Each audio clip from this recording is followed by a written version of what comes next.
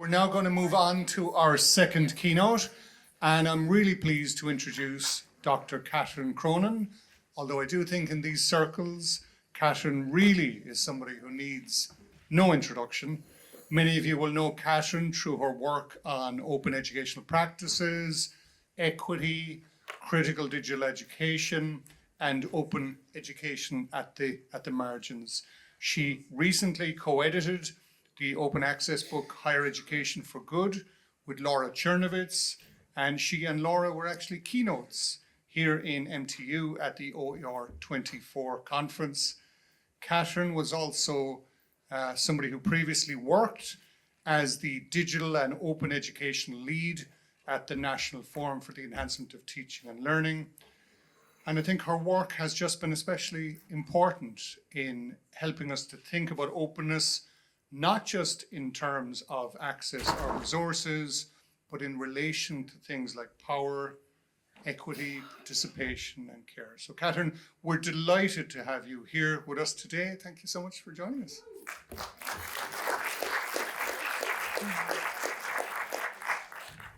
Hi, everybody. Thanks, Gerard.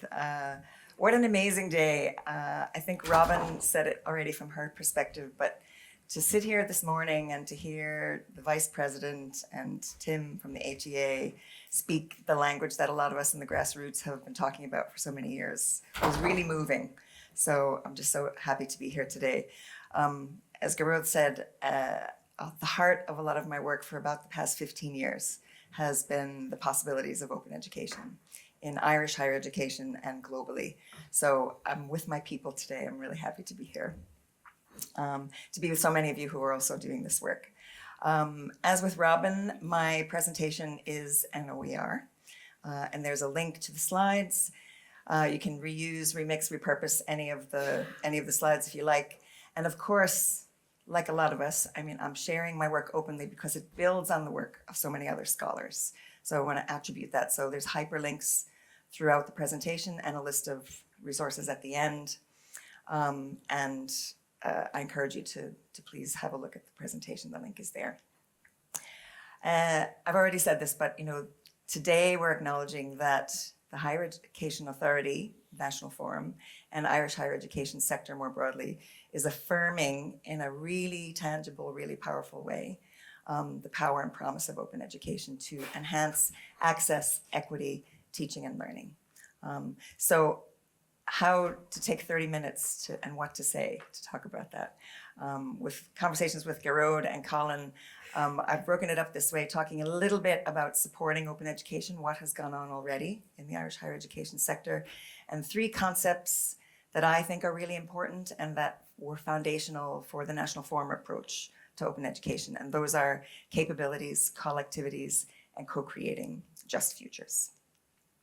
So, but I'm going to allow you guys to talk a minute first before I say anything. So I'm going to ask you to do something called a wild tea exercise. It's just 1 minute. And I'm going to ask you to talk in pairs or trios or whatever makes sense for where you're sitting. And just literally, I'll time it for 1 minute. If you speak with each other and answer this question or complete this statement. One of my biggest open education hopes is, and I'll start the minute right now.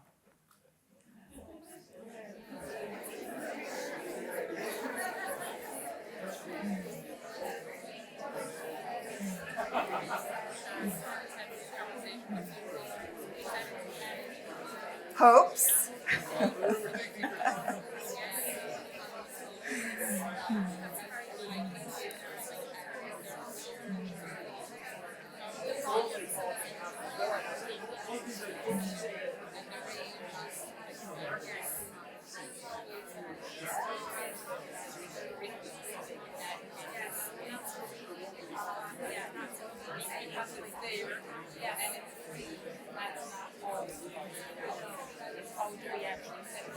If there's anybody in the pair who hasn't spoken yet, make sure that everyone gets a chance to speak.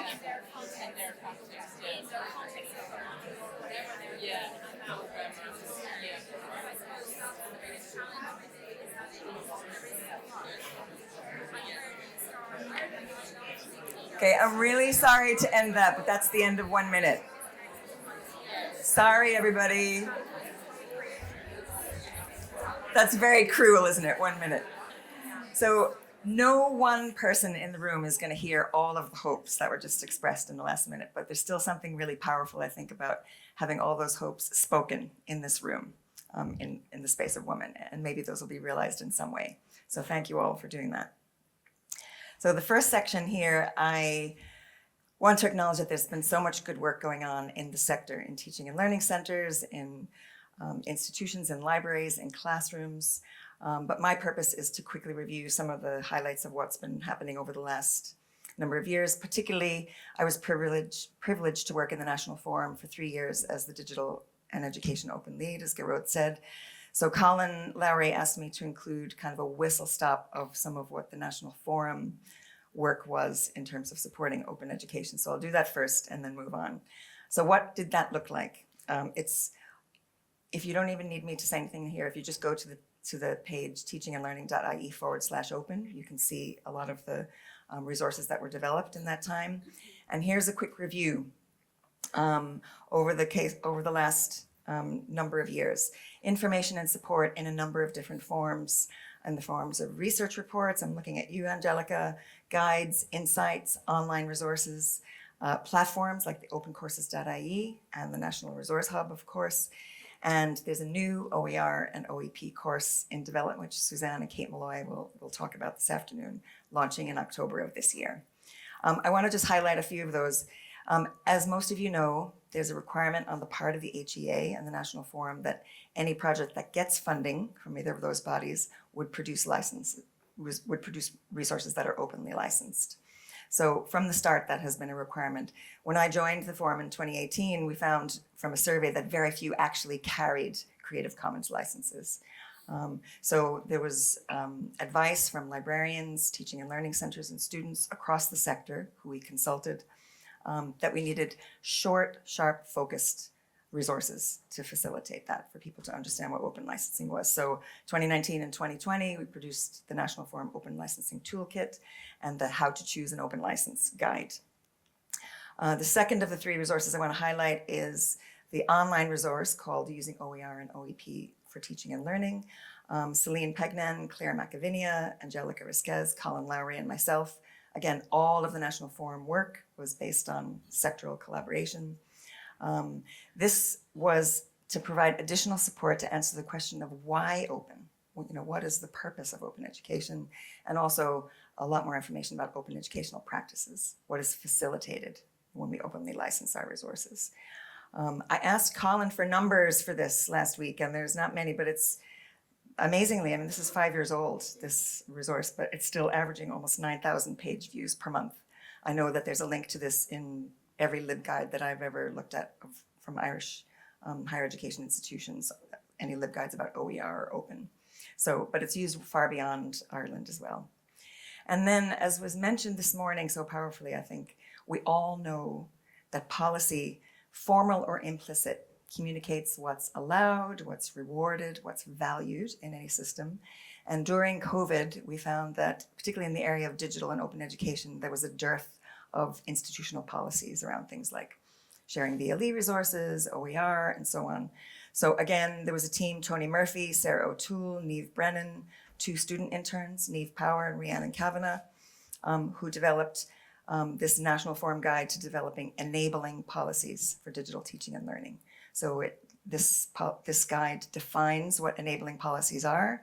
There's a 5-step guide to creating them, co-creating them.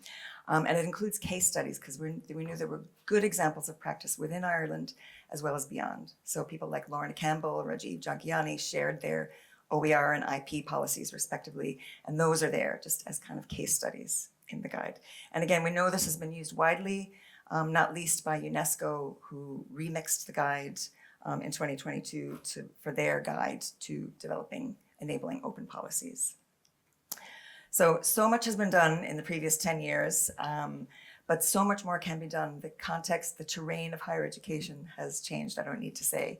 So, all of that work can't stand just as it is. We need to keep revisiting it, redeveloping it, bringing it forward. So it's important as a foundation, but it's only a foundation for what's going to go on in the future. So this HEA initiative is so welcome. All right, some of the key concepts I wanted to be sure to cover here. Capabilities.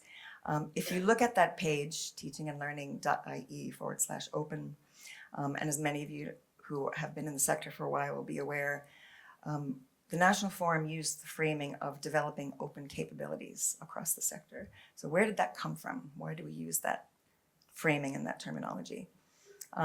As with all of the work in the National Forum, the HEA, we're informed by good practice and guidelines from national policy, EU, UNESCO, good scholarship in open education from across the world.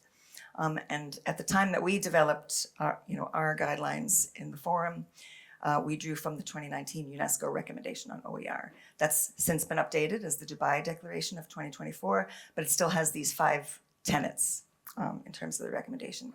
So you see that the first one is build capacity, but we adapted that to build open capabilities. And why did we do that? Firstly, we did it because we felt that we wanted to encompass not just OER, but OEP as well, open educational practices that people practice. We wanted to draw on long-standing work within the sector and beyond around developing digital capabilities. And that work is built on the foundation of the capabilities approach, which is a really powerful way to address things like inclusion, participation, empowerment, and social justice, which are all such important values in open education.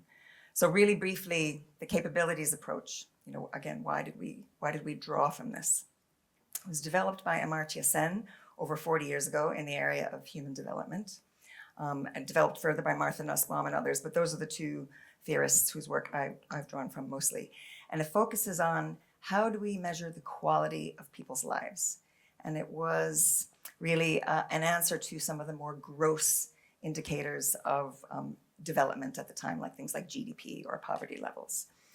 It was a major advance in the field of human development, and it's since been used in so many other fields, including education. So with the capabilities approach, the focus is not just on resources, but what individuals are able to do and to be. So the real freedoms, getting back to the word freedoms, to live well, to flourish, to recognize your potential, to achieve human dignity. And another important aspect of capabilities and why we used it in the National Forum was that it recognizes that capabilities are not just abilities of a person that they carry around with them, but a combination of a person's abilities and the context they find themselves in.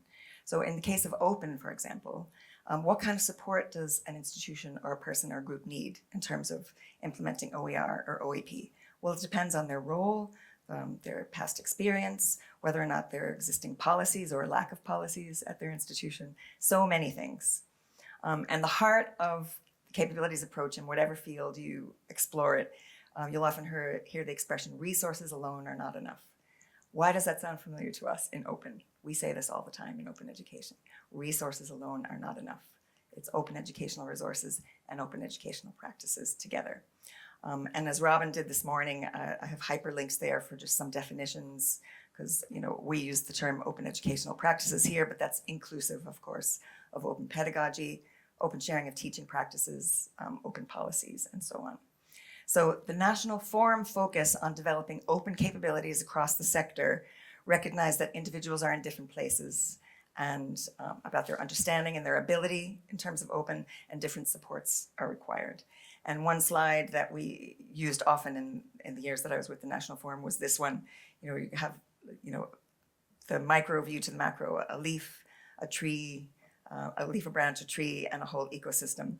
So that support that we provide in National Forum, higher education, may sometimes be for an individual, may be for a group, may be for an institution, but must be at a system level, policy and strategy, and therefore changing culture.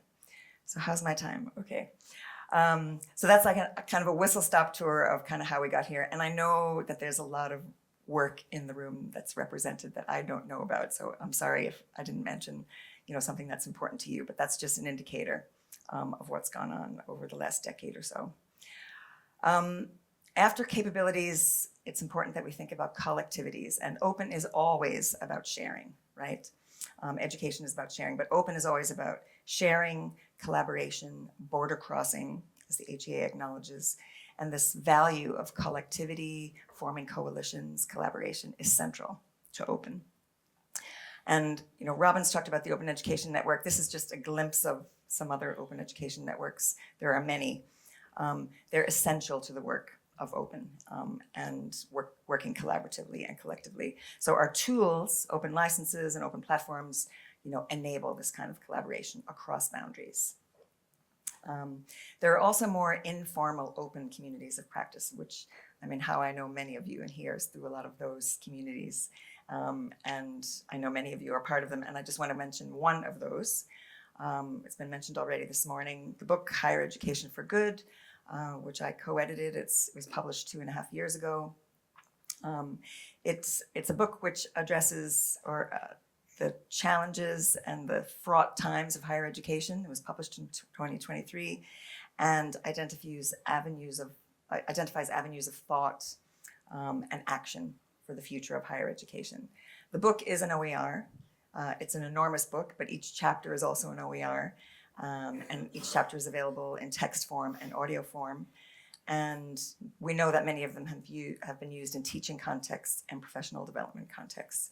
And I just want to call out, the book was made possible because we formed an open community of scholars from 18 countries, 70 plus authors and artists. The cover image on my presentation today is from one of those artists, a young Irish graphic artist, Niamh McCardle. Many people in this collage are in this room. Robin wrote chapter 1. When Robin sent in her chapter, Laura and I said, this is chapter 1 in the book. So if you haven't read chapter 1, read chapter 1. Also, read Eamon Costello's chapter, co-authored with Felicitas McGilchrist. Kate Malloy and Suzanne Stone collaborated on a chapter with a lot of other Irish educators and students. There's a lot of good work in the book, and it's the kind of book that you can dip into depending on what your interests are. But it is, more than anything else, I think, a commitment to open scholarship and open practice and open knowledge. And again, this is just one example of open. In the introduction to the book, Laura and I wrote what we classified as towards a manifesto. We couldn't write a definitive manifesto, so we said we were writing towards a manifesto for higher education for good. And this slide is an example of how we adapted that for open education, because these 5 tenets, which arose from all of that work, from all of those scholars who contributed to the book, were about addressing complex problems in higher education today. And at that keynote that Garode mentioned 2 years ago, Laura and I adapted the Higher Education for Good manifesto to an Open Education for Better Futures manifesto, and just presented that with a series of questions, like we are doing here today, a series of questions about where to next, and how do we do this together. So how do we understand and communicate the ways that the wider crises that we're facing, even beyond higher education, are present in open education and higher education, and how can we address those? How can we use more imaginative and alternative and border crossing approaches to do our work? And how do we, in the blazingly difficult and fraught times that we live in, very time poor, how do we create time and space for that collective work? So that's some of what we explored in that keynote. And the final section then, sorry that this is also fast, I am from the Bronx and I can talk really quickly. So the final section, I really want to move from the past and the present to looking at the future, because that's what we're here today to really think about, right? So I think a pressing question in open education is, how do we co-create more just futures? Like many people, I draw inspiration from global work that's been done in open education, some of it extraordinarily good. And this is an example of that. This was a project called the Roar for D project, Research in Open Educational Resources for Development, which was conducted at the University of Cape Town and looked at, I think it was 12 different countries in the global south and how they were using, adapting and creating open educational resources. And the key here, this is from the synthesis chapter of the final report. The authors used Jennifer Gidley's social inclusion model mapped against how OER were being used, which is really powerful because, as any of you know, who work in inclusion know, inclusion is not binary. You're either included or you're not included. Gidley proposes this 3-stage model that we can move from providing access to enabling participation to enabling true empowerment. So a lot of us are familiar with the work that's going on in that inner box, availability of OER, OER awareness, copyright, licensing, and so on. But as Robin was talking about this morning and came up in the panel, it's vital that we have institutional policies that support open educational resource creation and open educational practices, that we integrate it in our pedagogy, that we collaborate and enable students to collaborate and co-create and facilitate true epistemic stances so students can create resources, open resources that are meaningful to them for communities that are meaningful to them. And that would be the highest level of inclusion. So that's really the goal, I would say, in my approach to open education. So I want to conclude by outlining 3 conceptualizations that kind of synthesize everything I've been talking about, I hope. 3 conceptualizations of open education. And you may be comfortable with one or more of these, but I'll just describe them briefly. The first is OER for access and reuse. That's where most people start when we enter into talking about open education. Open licensing, finding, adapting, and reusing open educational resources, and OER repositories. It's really kind of the initial stage for many people. It's the entry point. Further on from that, we're considering open educational resources and practices, so empowering educators and empowering students as creators and co-creators. And Robin just gave such beautiful examples of that this morning. And co-creating enabling policies. So there's a container, which is an enabling container within which that work can happen. And really when we move from OER for access and reuse to OER and OEP for social inclusion, we're moving from something that maybe an educator can do just in their classroom or with their students to something that really needs to be embedded in the institution and in the sector as a whole. And then moving another step again, I'd consider OER and OEP for social justice. And I draw on Nancy Fraser's work there, where she defines social justice as participatory parity, recognizing the equality of all humans. And this really steps into acknowledging the role of higher education for public good and equality and equity. So open education as a strategy, both institutionally and sectorally and nationally. And what I want to say is that a capabilities approach is one approach based on our work in the forum that we felt helps move us along this continuum from maybe people beginning with open educational resources to embracing open educational practices as well, and really understanding and facilitating the rationale for open in terms of participation and empowerment and equity. So to wrap up, I don't need to remind you that we live in a fractured, complex, increasingly inequitable world, which has often been termed the polycrisis, this series of interrelated, mutually exacerbating crises: climate, equality, human rights, autocracy, pandemics, and so on. And that's before we even consider the challenges in the higher education sector. So with that acknowledgement, and also understanding that the technology that's so vital for the work and the digital sharing that we all do, that technology is embedded with big tech values, which are profit-making, not the values of higher education, such as justice, fairness, inclusion, care, all the good things we're talking about today.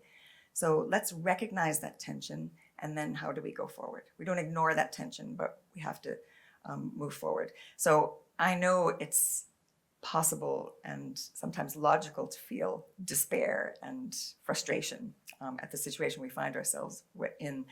But open education is so important, and it's good work, which I hope has been reinforced today. It enables so much for so many. And I think it's important to take the long view. So I'll wrap up just with some words from 2 very different scholars. Ursula Franklin was a Canadian physicist, activist, feminist, educator. And as early as the 1980s, she was writing about technology's tendency to suppress freedom and endanger the environment and human flourishing. And she writes that technologies restructure time, space, and society over periods of time longer than a human lifetime. So if we're struggling to get our arms around AI and what it means for teaching, whatever, that's because it's impossible. it's only been here for 3+ years. So if we acknowledge that we won't really be able to put this in a bigger context for many years yet, we're doing our best here now. And Timothy Snyder, some of you may know his work from On Tyranny. His most recent book is On Freedom, which I highly recommend. And this is a quote from that book. Though freedom is the quality of a single life, it is the work of generations. And I find their work remarkably resonant with the values of higher education and open education, because we're living through dramatic changes at present in so many different ways. And the lessons of history encourage us to hold fast to our values and to be, to stand firm and to be proud of that.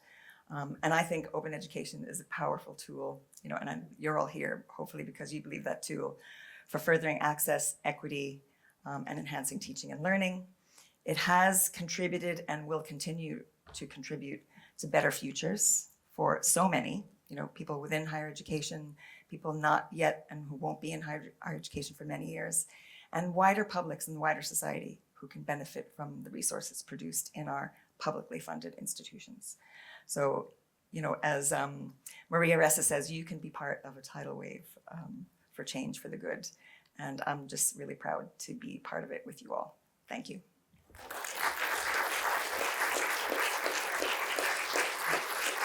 Okay.